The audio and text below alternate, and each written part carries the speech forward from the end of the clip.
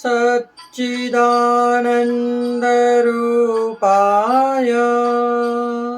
विश्वोपत्यादिहेतवे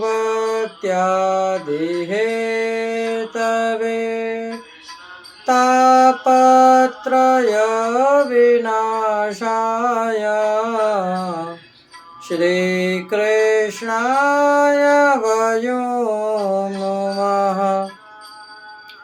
जय श्री कृष्ण, राधे राधे। जय श्री वल्लभ प्रियजनों, दास का प्रणाम स्वीकार करें। तो ये दास उपस्थित है आपके सामने पुष्टि लहर यानी पुष्टि प्रश्नोत्तरी को लेकर। तो पुष्टि प्रश्नोत्तरी प्रारंभ करने से पहले हमारे जो एक सब्सक्राइबर हैं उन्होंने हमसे एक प्रश्न किया। एक बहन है, शायद उनका नाम लक्ष्मी देवी जी है। तो बहन या माता जो भी आप हैं, हम आपसे विनती करके बताते हैं कि आपको 84 वैष्णवों की जो कथा सुननी है वह हमने हमारे चैनल पर पहले ही बता रखी है। 84 की 84 कथाएं हैं उसमें। हमने उसमें लिख रखा है श्रीमद् वल्लभाचार्य जी के प्रथम सेवक, ये सेवक, उनके नाम सहित हमने लिख रखा है। तो कृपया करके आप देख लीजिए और सुन लीजिए। यदि आपको आनंद हो तो कमेंट में जय श्री कृष्ण, राधे राधे, जय श्री वल्लभ अवश्य लिखिएगा। तो चलिए शुरू करते हैं आज की पुष्टि प्रश्नोत्तरी। शुरू करने से पहले दास आपसे निवेदन करना चाहेगा कि यदि आप हमारे चैनल पर नए हैं तो सर्वप्रथम हमारे चैनल को सब्सक्राइब कर लें, लाइक करें, कमेंट बॉक्स में जय श्री कृष्ण, राधे राधे, जय श्री वल्लभ लिखें। और जैसे इन बहन ने हमसे पूछा, ऐसे ही आपको यदि कुछ पूछना हो तो आप सब भी पूछ सकते हैं। तो चलिए शुरू करते हैं आज का पहला प्रश्न। श्रीमद् भागवत किसका स्वरूप है? तो कहते हैं श्रीमद् भागवत भगवान का भावात्मक वांगमय स्वरूप है। अगला, रूप मुरारी दास के सेव्य ठाकुर जी कौन थे और वह इस समय कहाँ विराज रहे हैं? तो कहते हैं रूप मुरारी दास के ठाकुर जी श्री मदन मोहन लाल जी थे और जो अभी कच्छ के मांडवी में विराज रहे हैं। अगला, श्रीमद् भागवत के हर एक स्कंद में भगवान के कौन से अंग जुड़े हुए हैं? तो 12 स्कंद बताए गए हैं श्रीमद् भागवत पुराण में। तो 12 स्कंद में कौन कौन सा स्कंद, कौन कौन से अंग हैं प्रभु के, ये जानेंगे। तो प्रथम स्कंद जो है वह प्रभु का दक्षिण चरण है। द्वितीय स्कंद वाम चरण, तृतीय स्कंद दक्षिण बाहु, चतुर्थ स्कंद वाम बाहु, पंचम स्कंद दक्षिण साथड़ मतलब जंघा, षष्ठ स्कंद मतलब वाम जंघा, सप्तम स्कंद मतलब दक्षिण हस्त, अष्टम स्कंद मतलब दक्षिण स्तन, नवम स्कंद मतलब वाम स्तन, दसम स्कंद मतलब हृदय, एकादश स्कंद मतलब मस्तक और द्वादश स्कंद मतलब भगवान की ऊर्ध्व भुजा। अगला, श्रीमद् भागवत का शब्द, भागवत का संबंध जीव को सिद्ध कैसे होता है? तो श्रीमद् भागवत का संबंध होने के बाद 5 सिद्धियां स्फूर्ति है। कौन सी? साक्षात भगवत प्रवेश, दूसरा सर्व संदेह निवारण, तीसरा भगवत कृपा, चौथा सर्वत्र निर्भयता और पांचवा भगवान के प्रति परम प्रेम की अनुभूति। अगला, भगवदियों का संग किस लिए करना चाहिए? तो कहते हैं भगवान श्री कृष्ण के निष्काम भक्ति का भजन स्मरण करे, ऐसे भगवदियों का संग अवश्य करना चाहिए।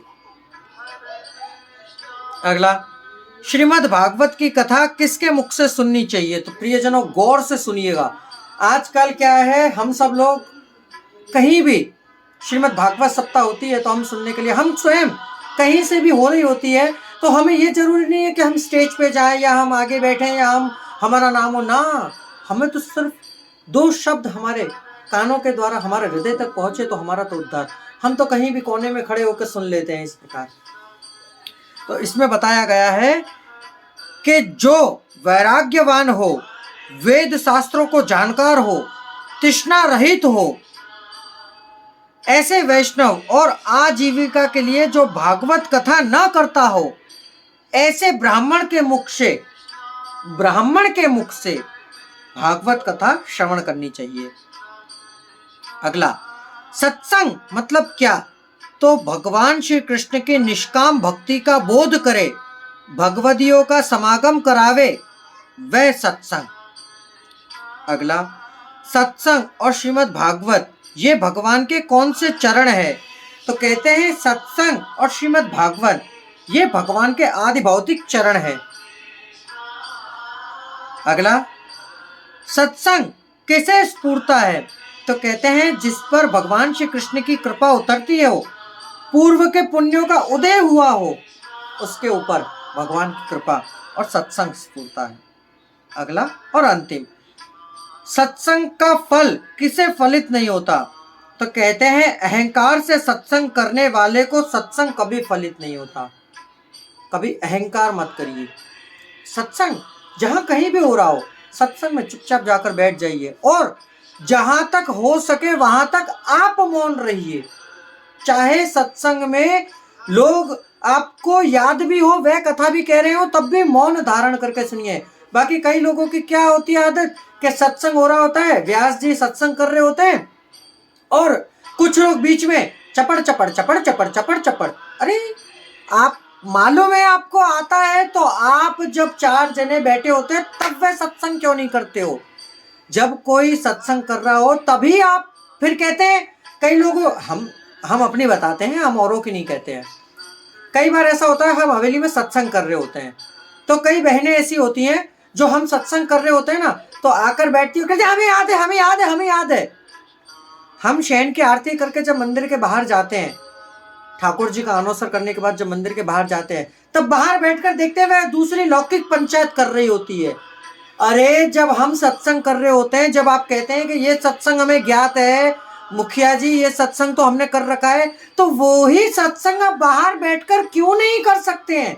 बाहर बैठकर आप लौकिक पंचायत करते हैं और जब हम सत्संग कर रहे होते हैं तब आप बीच में बोल बोल के हमें कोई क्षति नहीं पहुंचती है, हम तो फिर शांत हो जाते हैं। तब हम यही कहते हैं कि आप करिए, हम तो सुनेंगे, क्योंकि हमें सुनने में जितना आनंद आता है उतना कहने में आनंद नहीं आता है। ये तो हमारे कुछ वैष्णव हैं जो हमसे कहते हैं कि आप सत्संग करिए, हमें बड़ा अच्छा लगता है, तब हम सत्संग करते हैं।